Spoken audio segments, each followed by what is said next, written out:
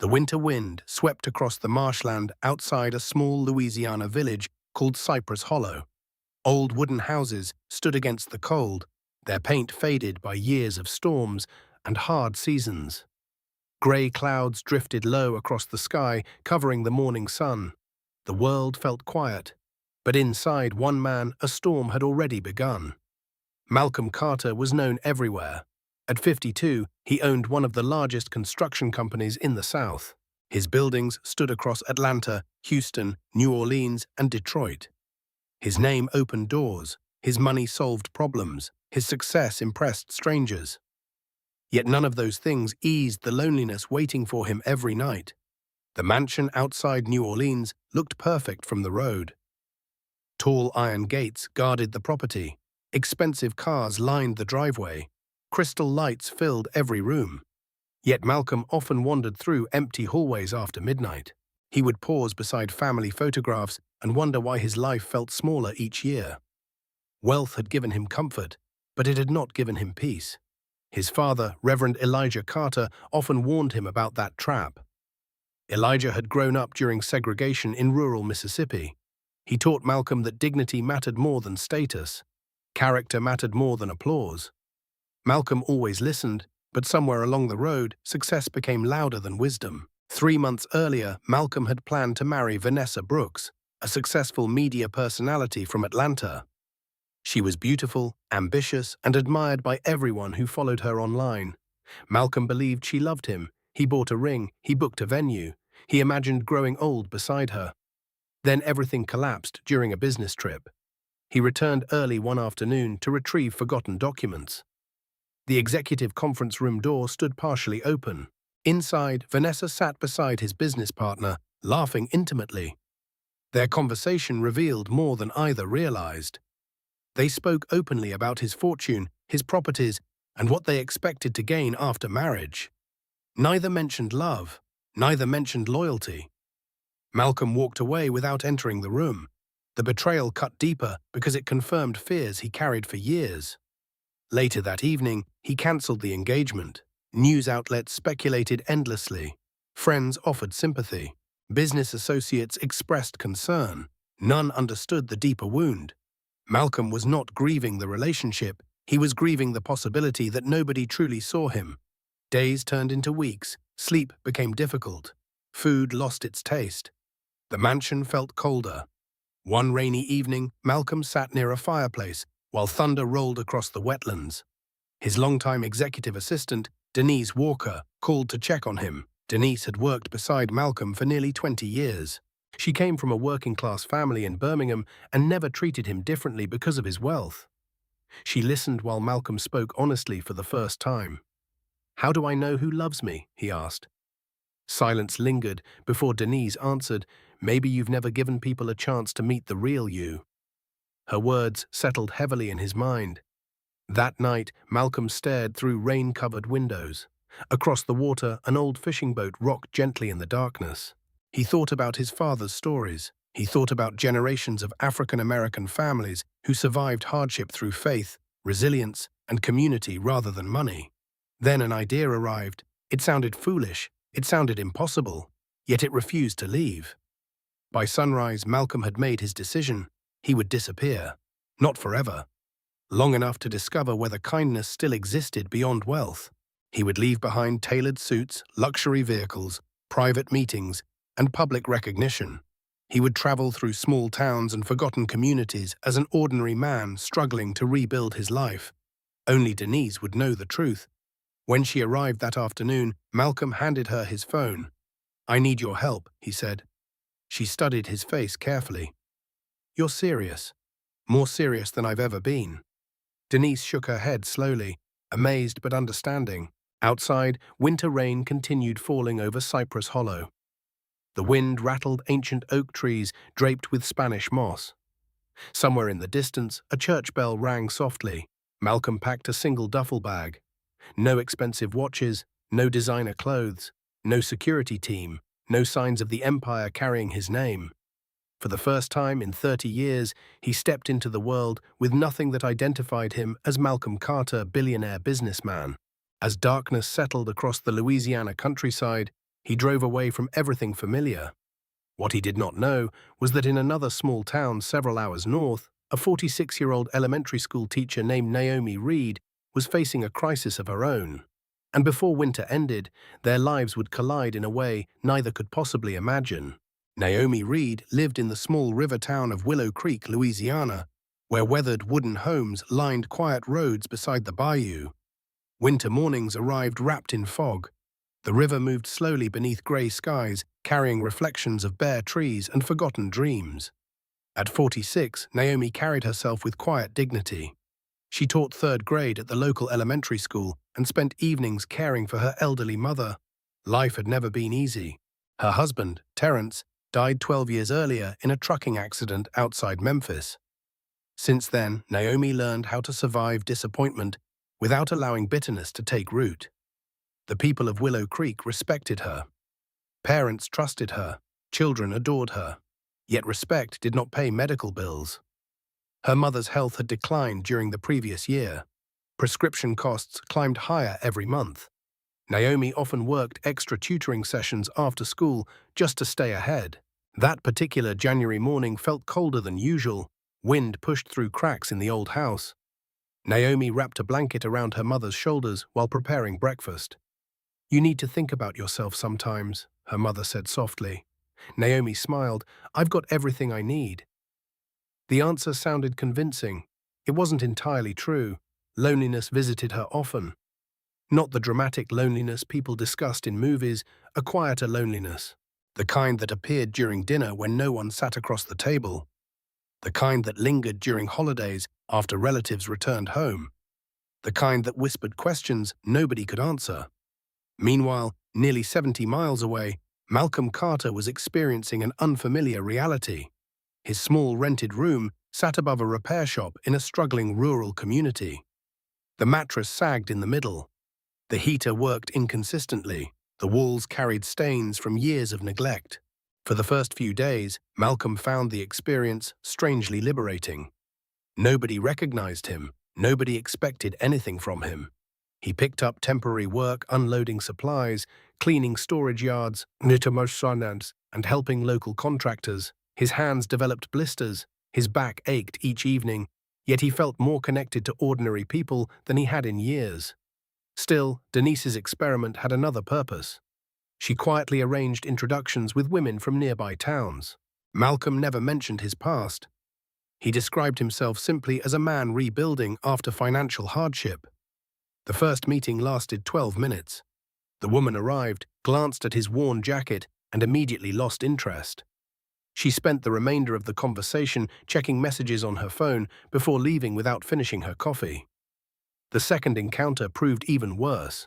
A local business consultant spent an hour asking questions about income, savings, future earning potential, and housing prospects. She seemed less interested in Malcolm than she was in evaluating a potential investment. The third woman appeared compassionate at first. She listened carefully. She smiled warmly. She spoke about faith, family, and resilience. For one evening, Malcolm almost believed he had found sincerity.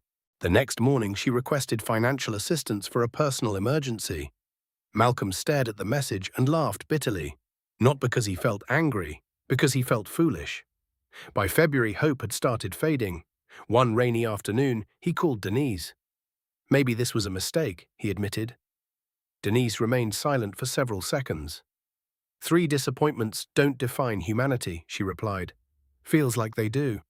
No, it feels like you're tired. That's different. And her words lingered long after the call ended.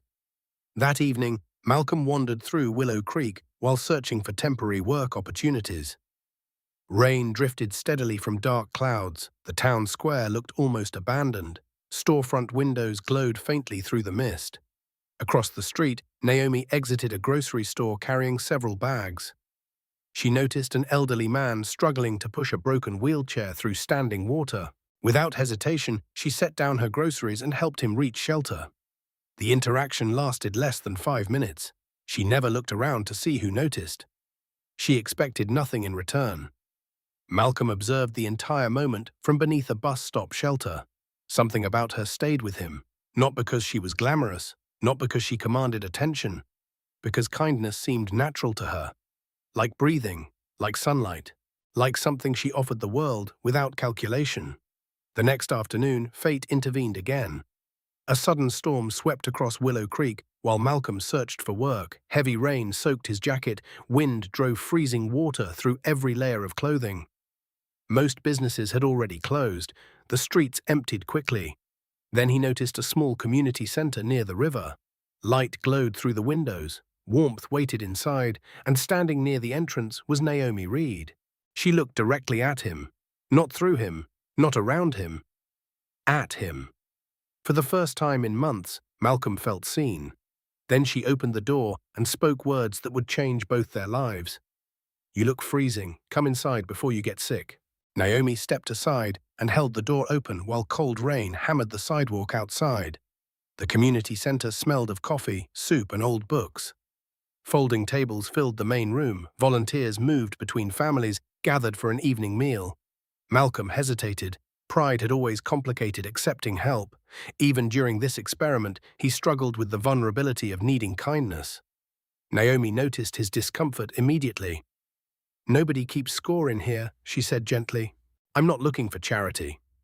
"Good, we're offering hospitality. That's different." For the first time that day, Malcolm smiled. He followed her inside. The center served as a lifeline for many residents of Willow Creek. Retirees living on fixed incomes came for hot meals. Single parents received support. Children completed homework while volunteers supervised after-school programs. Naomi spent 3 evenings each week helping there, not because anyone required it, because she believed communities survived when people looked after one another. Malcolm accepted a bowl of chicken stew and sat quietly near a window. Rain streamed down the glass in silver lines. Outside, darkness settled across the river. He expected Naomi to return to her work. Instead, she carried her own meal to his table. "I'm Naomi," she said. "Malcolm." "Nice to meet you, Malcolm." The conversation began simply. "Where are you from? What kind of work do you do? How long have you been in town?" Malcolm answered honestly without revealing his true identity. He explained that he was rebuilding his life after financial setbacks. He spoke about temporary jobs, about uncertainty, about trying to find a new direction. Naomi listened without judgment. She never asked how much money he had. She never tried to evaluate his status. Instead, she asked questions nobody else had asked. What makes you happy? What kind of person do you want to become? What lessons have hard times taught you? The questions surprised him. Most people wanted facts. Naomi wanted understanding. Over the following weeks, their paths crossed repeatedly. Sometimes Malcolm helped stack chairs after community events. Sometimes he volunteered alongside Naomi during food drives. Sometimes they simply walked beside the river discussing life. Winter slowly loosened its grip.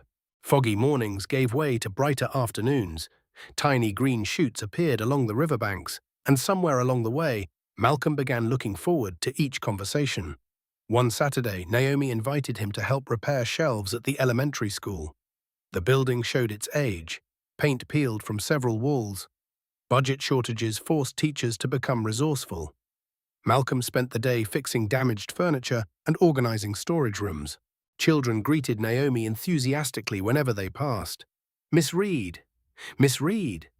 The affection in their voices revealed something important. She mattered, not because of wealth, not because of influence, because she consistently showed up for people. Watching her interact with students stirred memories of Malcolm's father. Reverend Carter spent decades mentoring young people across struggling communities. He believed success meant lifting others while climbing. For years, Malcolm claimed to share that philosophy. Now he wondered whether he had drifted farther from it than he realized. One evening, Naomi invited Malcolm to dinner. Her home sat near the edge of town beneath towering oak trees. The structure was old but well cared for. Family photographs covered the walls. Laughter seemed permanently woven into the house itself. Her mother, Evelyn Reed, greeted Malcolm warmly. "Any friend of Naomi's is welcome here." The meal was simple. Cornbread, greens, baked chicken, sweet tea, yet Malcolm could not remember enjoying dinner more. Nobody discussed stock prices, nobody talked about acquisitions, nobody tried to impress anyone. For a few hours, he felt something rare, belonging. Later that night, After helping wash dishes, Malcolm stood alone on the front porch. Stars filled the sky. Spring insects hummed softly near the river. Naomi joined him carrying 2 mugs of coffee. Neither spoke immediately. The silence felt comfortable. Eventually, Naomi turned toward him. "Can I ask you something?" "Sure." "What are you running from?" The question struck harder than she intended. Malcolm looked away. For several moments he said nothing. Then he answered carefully, "Maybe disappointment. Someone hurt you." It wasn't a question, it was an observation. Malcolm nodded. Naomi rested her elbows against the porch railing. "The hardest thing about pain isn't surviving it. What's harder? Deciding not to become it." The words settled deep inside him. Before Malcolm could respond, headlights appeared at the end of the driveway. A black luxury sedan rolled slowly toward the house. His stomach tightened instantly. Only one person drove that particular vehicle. Denise. And if Denise had come all the way to Willow Creek unannounced, something was terribly wrong. The car stopped, the driver's door opened. Denise stepped out. Her face carried an urgency Malcolm had never seen before. The moment their eyes met, he knew his carefully constructed new life was about to collide with the old one. Denise rarely showed emotion during business crises. She had survived hostile takeovers, market crashes, lawsuits, and public scandals without losing composure. Yet as she approached Naomi's porch that evening, concern filled her face. Malcolm stepped forward immediately. "What's happened?" Denise glanced briefly toward Naomi and Evelyn before answering. "Can we speak privately?" Something in her tone made Malcolm uneasy. They walked several yards away, beneath an old oak tree, swaying in the spring breeze. The river reflected moonlight beyond the property. Denise lowered her voice. "Your father was hospitalized this afternoon." Malcolm felt the air leave his lungs. "How serious?" "Chest pains. Doctors believe he'll recover, but he keeps asking for you." For a moment, the experiment no longer mattered. The loneliness, the search, the questions, only family mattered. Denise continued, "There's another problem." Malcolm closed his eyes. "Of course there is. The board is restless. Investors are asking questions. Nobody knows where you've been for nearly 3 months. Rumors are spreading." Malcolm looked toward Naomi's house. Warm light glowed through the windows. Inside waited the most genuine connection he had experienced in years. Outside waited responsibilities he could not ignore. The conflict felt impossible. Back on the porch, Naomi sensed something had changed. When Malcolm returned, worry filled his expression. "Family emergency?" she asked. He nodded. "My father's sick." Naomi immediately understood. "You should go." "I don't want to leave like this." She smiled gently. "Family comes first." Simple words, no demands, no guilt, only understanding. The next morning, Malcolm traveled to New Orleans with Denise. The city skyline appeared on the horizon as memories returned. Boardrooms, private aircraft, exclusive events, the life he had temporarily abandoned. At the hospital, Reverend Elijah Carter rested comfortably despite looking weaker than Malcolm remembered. Age had begun winning battles that strength once handled easily. When Malcolm entered the room, his father smiled. "There he is." The relief in Elijah's voice cut deeply. Malcolm sat beside the bed. "You scared everyone." "Not everyone, just the people who love me." The old minister's eyes sparkled despite exhaustion. Even in a hospital room, he found ways to teach lessons. Over the following days, Malcolm divided his time between family responsibilities and company matters. The board demanded answers. Investors demanded stability. Financial media demanded explanations. Malcolm offered none. He protected his secret carefully. Yet every evening, his thoughts returned to Willow Creek, to Naomi, to conversations beside the river, to a feeling he could no longer deny. Meanwhile, Naomi faced challenges of her own. Budget cuts threatened several educational programs at her school. Teachers worried about layoffs. Parents worried about larger class sizes. The town council claimed funding shortages left few alternatives. Naomi organized meetings. She spoke with families. She wrote letters. She fought quietly for children whose voices carried little political influence. Weeks passed. Phone calls between Malcolm and Naomi became regular. Sometimes they talked for minutes, sometimes for hours. The distance seemed manageable at first. Then life complicated everything.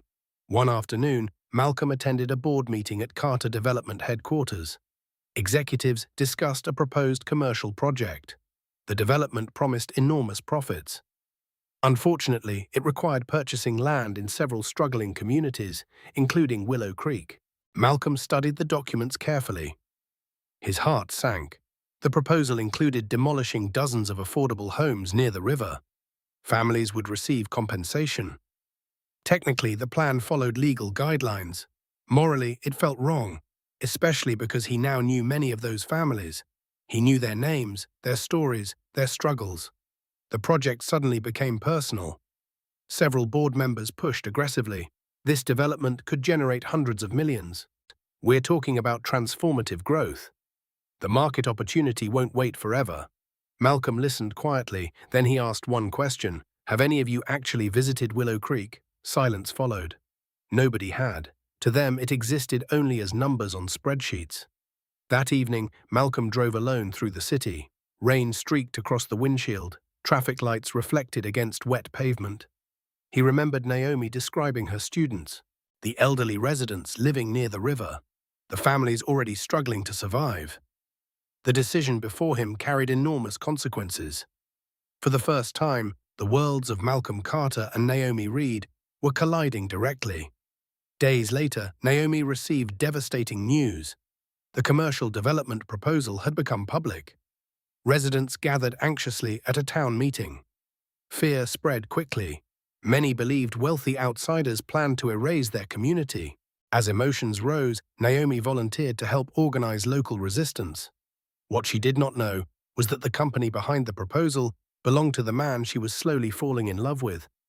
And across New Orleans, Malcolm stared at the same project documents, knowing that whatever decision he made next might either save his relationship with Naomi or destroy it forever. News of the proposed development spread through Willow Creek like wildfire. Church parking lots filled with worried conversations. Grocery store aisles became meeting places. Families gathered on front porches late into the night discussing rumors and possibilities. Many residents had lived beside the river for generations. Their grandparents built those homes. Their parents raised children there. Memories lived inside every weathered wall and creaking floorboard. To outsiders, the neighborhood looked ordinary. To the people who called it home, it represented history, identity, and survival. Naomi quickly became one of the community's most trusted voices. Not because she sought leadership, because people believed her. She organized meetings at churches and schools. She listened to concerns. She helped elderly residents understand legal notices arriving in their mailboxes. She encouraged calm when anger threatened to take control.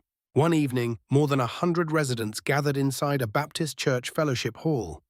Rain tapped softly against stained glass windows. Folding chairs filled every corner of the room. Fear hung in the air.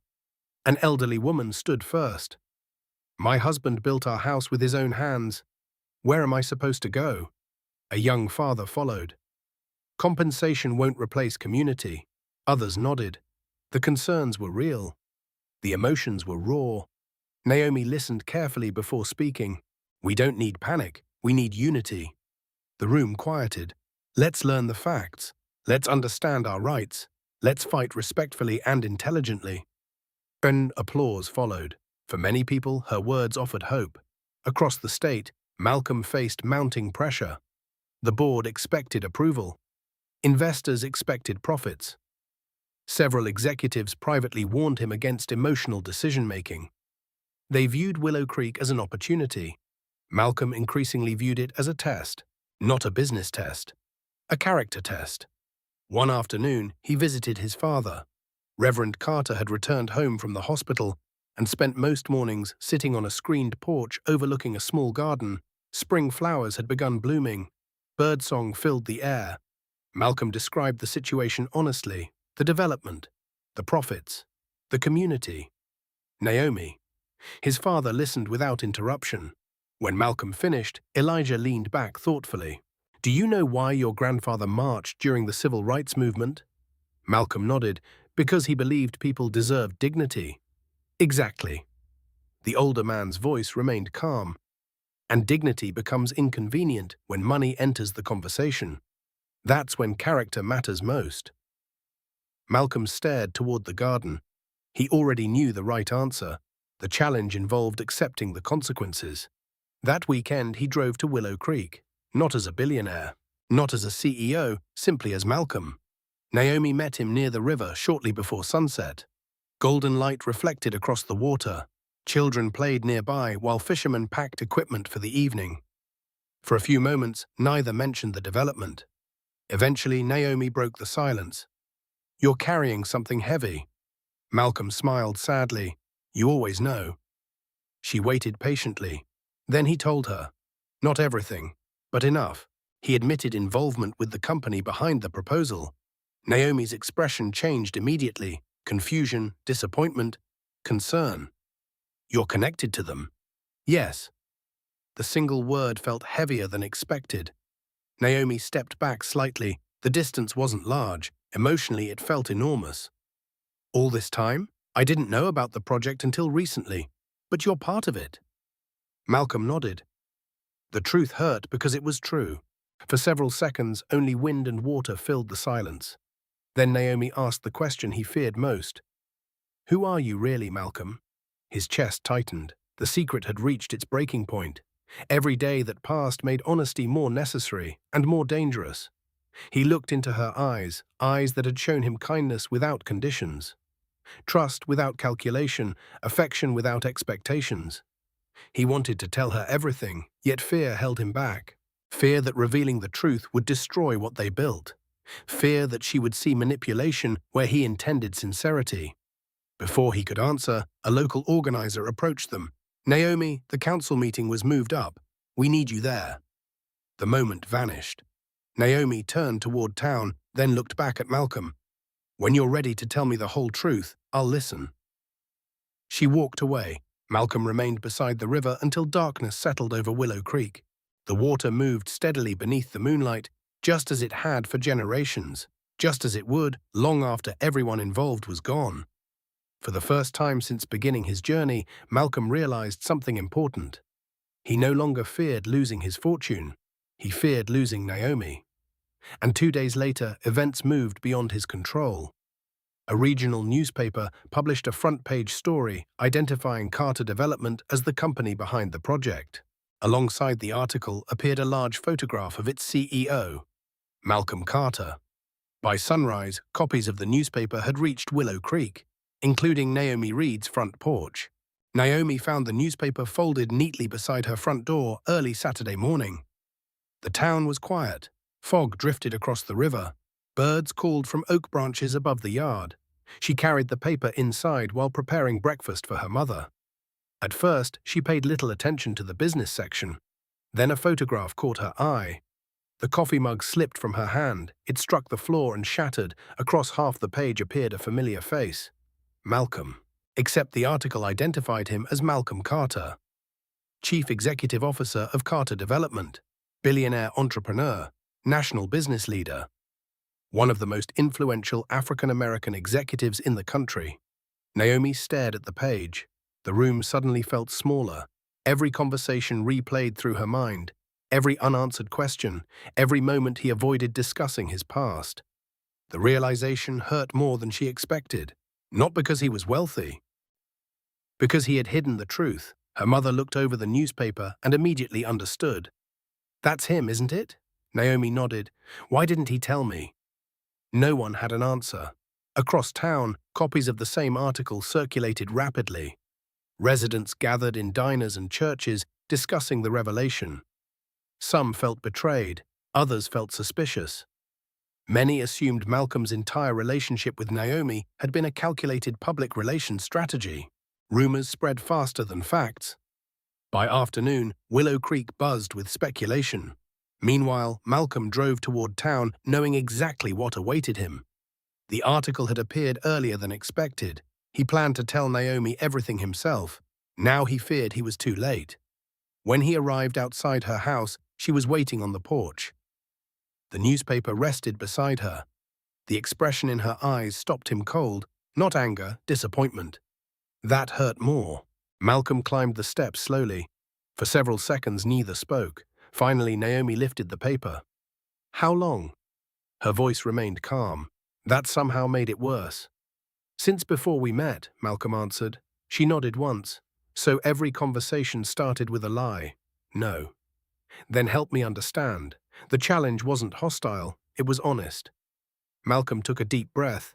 Then he told her everything. The failed engagement, the loneliness, the fear that nobody cared about him beyond his money, the decision to disappear, the temporary jobs, the search for sincerity, the accidental meeting at the community center. Nothing remained hidden. When he finished, silence settled over the porch. Wind rustled nearby trees, a boat engine hummed somewhere along the river. Naomi looked toward the water, her eyes glistened. Do you know what hurts? Malcolm said nothing. You gave me a chance to trust you. Then you asked me to do it without the truth. The words landed heavily, because they were fair, because they were deserved. Malcolm lowered his head. I'm sorry. Naomi wiped away a tear. I don't care about your money. I know. That's the tragedy. You didn't trust me enough to believe that. For a long moment, neither moved. Then Naomi stood. I need time. The sentence sounded simple. It felt devastating. Malcolm nodded. He wanted to argue, to explain more, to fix everything immediately. Instead, he respected her decision and left. The following week proved brutal. Public attention intensified. National media discovered the story. Television programs discussed the mysterious billionaire who disguised himself as an ordinary worker. Social media exploded with opinions. Some praised him, others mocked him. Few understood the personal cost. Naomi avoided interviews. She continued teaching. She continued helping residents organize against the development project. Yet internally she struggled. Part of her felt betrayed. Part of her missed Malcolm terribly. Both emotions existed simultaneously. One rainy evening, a special town council meeting drew nearly every resident in Willow Creek. The future of the community would be discussed publicly. People packed the auditorium. Families filled aisles and doorways. Tension hung in the air. Then a surprise announcement changed everything. Malcolm Carter himself would attend. Whispers spread instantly. The billionaire, the developer, the man connected to Naomi. When Malcolm entered the room, hundreds of eyes followed him. Some curious, some skeptical, some openly hostile. Naomi sat near the front. She watched silently. The council chairman invited Malcolm to speak. He approached the microphone slowly. The room grew completely still. Then Malcolm opened a folder and delivered words nobody expected. Words that would either save Willow Creek or cost him everything he had spent a lifetime building. The auditorium remained silent as Malcolm Carter stood before the microphone. Rain tapped softly against the roof above. Residents filled every seat. Reporters lined the walls. Naomi watched from the front row, her expression impossible to read. For several moments, Malcolm simply looked around the room. He recognized many faces. The mechanic who repaired bicycles for neighborhood children. The retired nurse who volunteered at food drives. The fisherman who greeted each sunrise along the river. People who mattered. People who deserved honesty. Finally, he spoke. I owe all of you the truth. His voice carried clearly through the room. Not the polished version, the real version. The audience remained motionless. Malcolm opened the folder in his hands. Inside rested documents that would reshape everything. 3 weeks ago, my board expected me to approve the Willow Creek development project. Several residents exchanged nervous glances. Tonight, I'm withdrawing the proposal completely. Gasps spread across the auditorium. The announcement landed like thunder. For a moment, nobody seemed certain they heard correctly. Then murmurs filled the room. The chairman looked stunned. Reporters immediately began writing notes. Malcolm raised a hand gently. There's more. Silence returned. For too many years, companies like mine measured success only through profit. We forgot that communities aren't empty spaces on maps. They're families, their histories, their futures. The room listened carefully. Even skeptics leaned forward. Willow Creek deserves investment, but not destruction. He revealed another set of documents. Instead of demolition, Carter Development will establish a community partnership fund. We'll renovate aging homes, we'll improve schools, we'll support local businesses, and ownership will remain with the residents. The room erupted.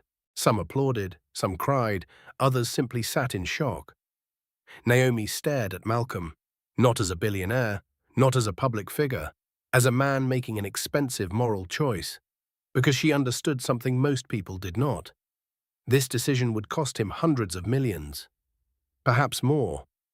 After the meeting ended, residents surrounded Malcolm. Questions came from every direction. Handshakes, thanks, skepticism, hope. The emotional energy felt overwhelming. By the time he finally stepped outside, the rain had stopped. Clouds drifted apart, moonlight reflected across wet streets. Naomi waited beneath a street lamp, alone. Neither spoke immediately. The moment felt too important for rushed words. Eventually, Malcolm broke the silence. "I never wanted to hurt you." Naomi looked toward the dark river. "I know." The answer surprised him. "You do," she nodded. "Your mistake wasn't pretending to be poor. Then what was it? You believed money made you impossible to love honestly." The observation struck deep, because it revealed the fear driving everything. Malcolm lowered his eyes. "Maybe I did."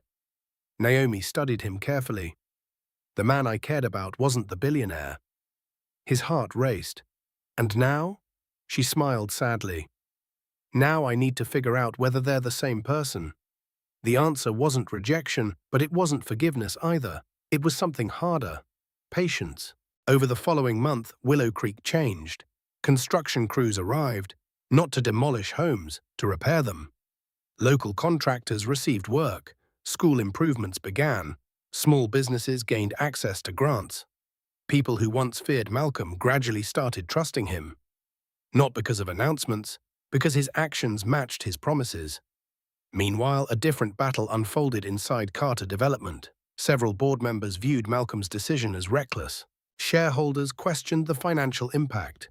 Behind closed doors, pressure intensified. One afternoon, Malcolm entered a board meeting expecting resistance. What he found shocked him. A coalition of directors had organized against him. A formal vote sat on the agenda. They intended to remove him as CEO. The room felt colder than usual. Executives avoided eye contact. Lawyers filled several seats. The board chairman cleared his throat. "Malcolm, your recent decisions have generated significant concern." Malcolm remained calm. Concern or reduced profits? Nobody answered. The silence provided its own explanation. The chairman continued, "A leadership review has been requested." Malcolm already understood what that meant. Years of work, years of sacrifice, potentially ending that afternoon. As voting materials circulated across the table, his phone vibrated. A single text message appeared. From Naomi. 3 simple words. "Trust your heart." Malcolm smiled, then placed the phone face down, because for the first time in his life, he knew exactly what mattered. And minutes later, the vote began. The boardroom overlooked downtown New Orleans. Floor-to-ceiling windows reflected storm clouds gathering above the city. Around the polished table sat directors, attorneys, and investors whose decisions shaped billions of dollars each year. Malcolm Carter remained calm. The vote had begun. One by one, directors submitted ballots. Years earlier, the possibility of losing his position would have terrified him. Now something had changed. His identity no longer depended on a title. He thought about Willow Creek, about children playing beside the river, about Reverend Carter's lessons, about Naomi. Most of all, he thought about peace, real peace. The kind wealth could never purchase. After several tense minutes, the chairman received the results. The room fell silent. Even the rain outside seemed to pause. The chairman adjusted his glasses and cleared his throat. The motion to remove Malcolm Carter as chief executive officer has failed. A wave of surprise moved through the room. Several directors looked genuinely shocked. Others appeared disappointed. Malcolm remained expressionless. The chairman continued. However, the vote was extremely close. That part didn't surprise him. The battle was far from over. After the meeting, several longtime investors approached privately. To Malcolm's surprise, they expressed support, not because of profits, because of trust. One elderly investor from Chicago smiled warmly. People invest in numbers. They stay invested in character. The words stayed with Malcolm all evening. Meanwhile, Willow Creek continued transforming. Renovations progressed quickly. New playground equipment arrived at the elementary school. Community gardens expanded. Small businesses received funding to modernize operations. Hope gradually replaced fear. Naomi watched the changes carefully. She remained cautious, yet every week offered new evidence that Malcolm's promises were genuine. One afternoon, she visited the school library. Workers had just completed renovations. Fresh paint brightened the walls, new books filled shelves. Students laughed while exploring reading corners designed especially for them. The principal stood nearby, wiping tears. "I've been requesting improvements for 10 years, she whispered. Naomi smiled. For the first time, she allowed herself to imagine a future that included Malcolm again. But life rarely moves in straight lines. 2 weeks later, another crisis arrived. Federal investigators launched an inquiry into financial misconduct, involving several former Carter development executives. The allegations focused on projects approved years before Malcolm began changing company policies. Although Malcolm was not personally implicated, news outlets quickly connected his name to the story. Headlines exploded. Television commentators speculated endlessly. Social media amplified rumors. Investors panicked. Stock prices fell sharply. Competitors celebrated quietly. Inside company headquarters, chaos spread. Reporters camped outside the building. Board members demanded emergency meetings. Lawyers worked around the clock. The pressure became relentless. One evening, Malcolm sat alone in his office long after sunset. The city lights shimmered beyond the windows. Stacks of documents covered his desk. Fatigue weighed heavily on his shoulders. His phone rang. "Naomi," he answered immediately. "Hey," her voice sounded gentle. "You haven't slept much." Malcolm laughed quietly. "Can you see through phones now?" "No, I just know you." The simple statement warmed something deep inside him. For nearly an hour they talked. Not about investigations. Not about headlines. Not about corporate battles. They talked about ordinary things. Children at school, spring flowers, favorite books, family memories. When the conversation ended, Malcolm realized he felt lighter, not because his problems disappeared, because he no longer carried them alone. The following weekend, Reverend Carter invited Malcolm and Naomi to visit. It marked the first time they would spend meaningful time together since the truth emerged. The elderly minister greeted Naomi warmly. By afternoon, all three sat beneath a large pecan tree overlooking the garden. Birds drifted between branches. The air smelled of fresh earth and blooming flowers. Reverend Carter listened carefully while they discussed recent events. Then he shared a story. "When I was young, your grandmother used to tell me something." Malcolm smiled. Family stories always carried lessons. "She said storms reveal foundations, not weaknesses, foundations." Naomi nodded thoughtfully. The minister pointed toward a nearby oak tree. "Strong roots don't prevent storms. They help you survive them." The conversation lingered in their minds. Hours later, as Naomi prepared to leave, Malcolm walked her to her car. Golden sunlight stretched across the yard. For a moment, neither wanted the day to end. Then Naomi reached into her purse. She removed a folded envelope. "What's this?" Malcolm asked. Her smile carried nervousness. "Something I've been meaning to give you." Malcolm opened it carefully. Inside sat an application, not for a job, not for a loan, for a community housing initiative in Willow Creek. At the bottom, Naomi had signed her name as a project partner. And beneath her signature, she had written one sentence. "If we're going to build something, let's build it together." Malcolm looked up. Emotion filled his eyes, because after months of uncertainty, Naomi had finally taken the first step back toward him. Neither realized that an even greater surprise was waiting, one that would arrive less than 24 hours later and change both their futures forever. The surprise arrived on a quiet Monday morning. Willow Creek woke beneath clear skies and warm spring sunshine. Children hurried towards school. Shop owners unlocked doors. Fishermen prepared boats along the river. For once, the town felt peaceful. Naomi sat at her classroom desk, organizing lesson plans before students arrived. Her phone vibrated. The caller ID displayed her doctor's office. She almost ignored it. Almost. Something urged her to answer. The conversation lasted less than 5 minutes.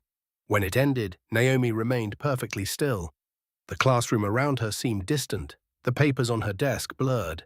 Tears filled her eyes, not tears of sadness, tears of disbelief. After years of believing motherhood had passed her by, Naomi was pregnant, at 46. Against every expectation, against every prediction, against every plan she had carefully constructed, the miracle felt overwhelming. She laughed, then cried, then laughed again. Across New Orleans, Malcolm faced a different kind of shock. Federal investigators completed their preliminary findings. The results cleared him completely. Not only had Malcolm played no role in the misconduct, investigators publicly praised reforms implemented under his leadership. News coverage shifted dramatically. Analysts who criticized him weeks earlier now celebrated his transparency. Company shares rebounded sharply, public trust increased. Investors returned. The storm had passed. Yet none of that mattered when his phone rang that afternoon. Naomi asked if they could meet. Immediately, her tone sounded unusual, not frightened, not upset, emotional. Malcolm drove to Willow Creek without delay. They met beneath the large oak tree beside the river where so many important conversations had already occurred. The water sparkled beneath afternoon sunlight. Birds glided across the sky. Spring flowers bloomed along the shoreline. Nature seemed determined to celebrate something. Naomi stood waiting. A smile played across her face. A nervous smile, the kind that appears before life changes forever. Malcolm approached slowly. "You scared me." She laughed softly. "Sorry." For several seconds she struggled to find words. Then she handed him a small envelope. Malcolm opened it. Inside rested a photograph. At first, confusion crossed his face. Then realization arrived. His breath caught. He stared at the image, then back at Naomi, then back at the image. "Are you serious?" His voice cracked. Naomi nodded. Tears streamed down her cheeks. "We're having a baby." For a moment, Malcolm could not speak. The billionaire, the executive, the respected leader, none of those identities mattered. Only this. He wrapped his arms around Naomi and held her tightly. Years of loneliness seemed to dissolve in that embrace. The future suddenly looked different, brighter, fuller, real. News spread quickly among family. Reverend Carter cried openly when Malcolm told him. "A blessing," he whispered repeatedly, "a genuine blessing." Evelyn Reed laughed so hard she nearly dropped her phone. The entire town seemed to celebrate. Children at school made handmade cards for Naomi. Neighbors delivered food. Church members organized prayer circles. The baby became a community event. Yet one challenge remained. Malcolm had never formally asked Naomi to marry him. Life moved so quickly. The revelation of his identity, the development battle, corporate crises, forgiveness, reconciliation. Through everything, the most important question remained unanswered. Malcolm spent weeks planning carefully, not a public spectacle, not a media event. Something meaningful, something honest. One warm evening in early summer, Willow Creek gathered for its annual river festival. Food vendors lined the streets. Jazz music drifted through the air. Families filled the waterfront.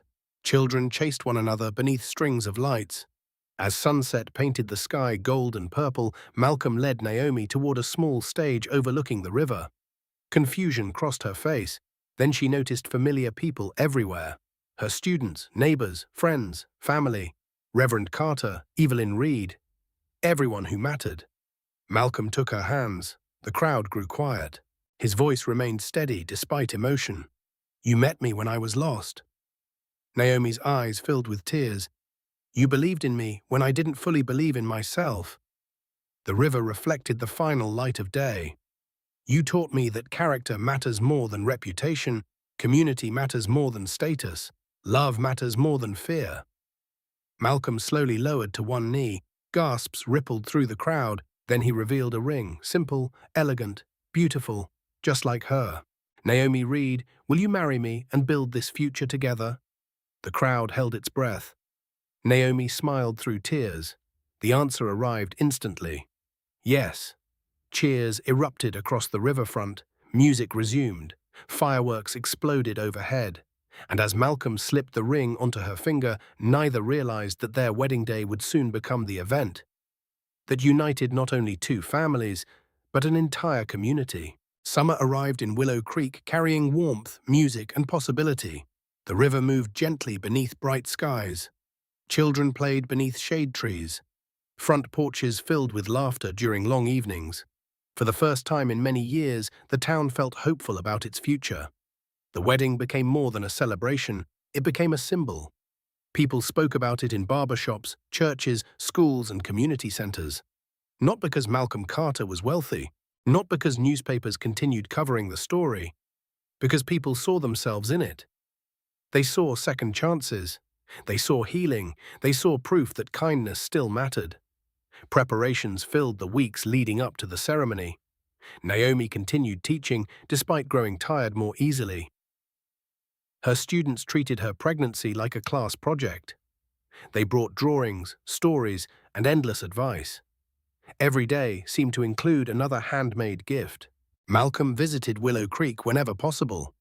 His company continued thriving despite predictions from critics. The housing initiative expanded into neighboring towns. Other business leaders began adopting similar community-centered programs. Something unexpected happened. Profits increased, not because Malcolm chased them, because trust attracted opportunity. Investors wanted partnerships, communities wanted collaboration, employees felt proud of their work. The values Reverend Carter spent decades teaching had finally become business strategy. One evening before the wedding, Malcolm sat beside his father on the same screened porch where so many important conversations had occurred. Crickets sang in the distance.